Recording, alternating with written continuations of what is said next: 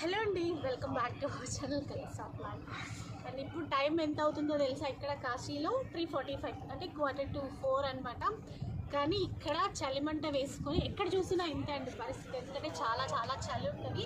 So ఎక్కడ చూసినా ఇట్లా చలిమంట కనిపించగానే మేమైతే అక్కడికి వెళ్ళిపోయి అట్లా కాచుకుంటూ కూర్చుంటున్నాం అనమాట. ఇక్కడ బాబాజీ ఉన్నారు అండ్ చూస్తున్నారు కదా, అంటే అందరూ ఎవరెవరో ఎక్కడెక్కడ నుంచో ప్లేసెస్ నుంచి వస్తారు కదా. ఇలా కనిపించగానే అందరూ ఒక దగ్గర కూర్చోవడం, మాట్లాడుకోవడం ఇట్లాగే జరుగుతుంది.